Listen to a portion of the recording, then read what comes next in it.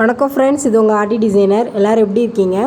நம்ம சேனலில் இன்றைக்கி வந்து ஒரு கோவில் திருவிழாவோட செட்டப் எப்படி பண்ணலான்னு பார்க்கலாம் வாங்க. அதுக்கு வந்து நம்ம கோவில் கோபுரத்துக்கு தேவையான வந்து ட்ரையாங்கிள் ஷேப்பில் நம்ம ஒரு 2 பீஸ் எடுத்துக்கிறோம். அப்புறம் 2 பீஸ் சின்னதாக எடுத்துக்கிறோம், அவ்வளோதான்.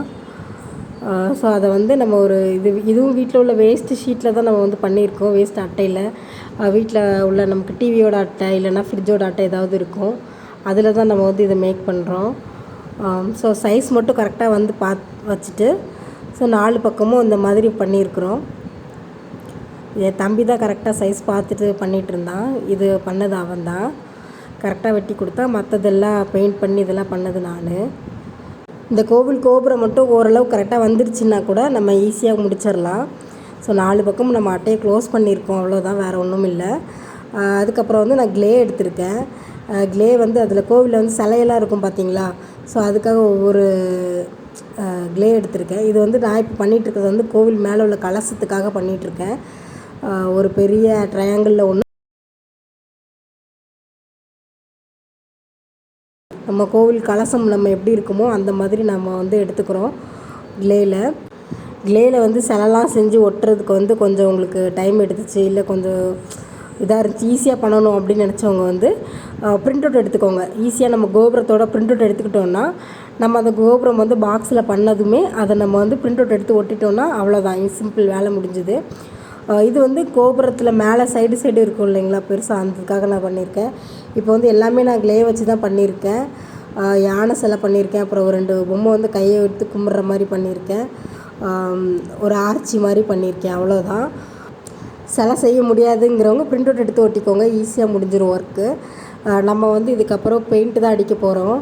நம்ம ஆல்ரெடி கலசம் பண்ணி வச்சுருக்கோம் இல்லையா, அதை வந்து குண்டூசியில் குத்தி அப்புறம் இந்த அட்டையில் வந்து குத்தி வச்சுருக்கோம்.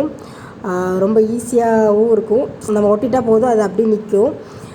இப்போது நம்ம வந்து பெயிண்ட் அடிக்கலாம். கலசத்துக்கு வந்து நான் கோல்டன் வித் காவி கலரில் நான் வந்து கொடுத்து வச்சுருக்கேன். அதுக்கப்புறம் நீங்கள் வந்து நார்மலாக நீங்கள் கோபுரத்துக்கு என்னென்ன கலர் கொடுக்கணுமோ அதை நீங்கள் கொடுத்துக்கலாம். இது வந்து முடிஞ்சிச்சு.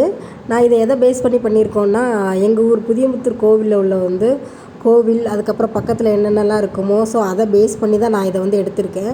ஸோ அதே மாதிரியே கோவில் கோபுரம் பக்கத்தில் வந்து ஒரு சின்ன ஸ்டேஜு, அப்புறம் இந்த சைடு வந்து பிள்ளையார் கோவில், அதுக்கப்புறம் என்ட்ரன்ஸு, அப்புறம் வந்து கோவிலுக்கு ஆப்போசிட்லேயே ஒரு கிணறு, அவ்வளோதான். இதை மட்டும் நான் அதை பேஸ் பண்ணி தான் நான் எடுத்திருக்கேன். இது வந்து ஃபுல் அண்ட் ஃபுல் ஹேண்ட்மேடு தான். இந்த மற்ற உள்ள பொம்மைலாம் வேறு, நான் ஆல்ரெடி எங்கள் வீட்டில் உள்ள சின்ன சின்ன பொம்மைங்களை தான் இதில் வச்சுருக்கேன். ஸ்டேஜில் வந்து ஒரு கச்சேரி நடக்கிற மாதிரி வச்சுட்டு கீழே உட்காந்துருக்கிற ஆடியன்ஸ் வந்து பார்த்துட்ருக்கிற மாதிரி நான் வந்து வச்சுருக்கேன். அப்புறம் இங்கே நிற்கிற பெண்கள் எல்லாமே கும்மி அடிக்கிற மாதிரி, மலைப்பாறை எடுக்க போகிறவங்க மாதிரி வச்சுருக்கிறேன். அப்புறம் வந்து என்ட்ரன்ஸில் வந்து பஞ்சு மிட்டாய் விற்கிற மாதிரி, பால்ஸ்லாம் விற்கிற மாதிரி வச்சுருக்கேன். அப்புறம் ரங்கராட்டினம் ஒன்று இருக்குது. அதுக்கப்புறம் வெளியே ரோட்டில் வந்து வண்டிலாம் போயிட்டுருக்கிற மாதிரி வச்சுருக்கோம். கோவில்னால் ஃபங்க்ஷனுக்கு கண்டிப்பாக யானை வரும் இல்லையா, ஸோ யானை வந்து கோவில் பக்கத்துலேயே நிற்கிற மாதிரி, கோவிலுக்குள்ளே வந்து சாமி உட்காந்துட்ருக்கிற மாதிரியும் வச்சுருக்கோம். கோவிலில் கடைகள்லாம் போட்டிருப்பாங்க, ஸோ அதே மாதிரி துணி கடைலாம் இருக்கிற மாதிரி இருக்குது. அதுக்கப்புறம் பார்த்திங்கன்னா முளைப்பாரி எடுக்கிற மாதிரி நம்ம ஒரு சீன் வச்சுருக்கோம், அவ்வளோதான். ஒரு கோவில் கொடையில் என்னெல்லாம் நடக்குமோ அதெல்லாம் நம்ம இந்த சீனில் வச்சுருக்கோம். நம்ம வந்து அந்த புதியம்புத்தூர் கோவிலை பேஸ் பண்ணி வச்சுருக்கோம், அவ்வளோதான்.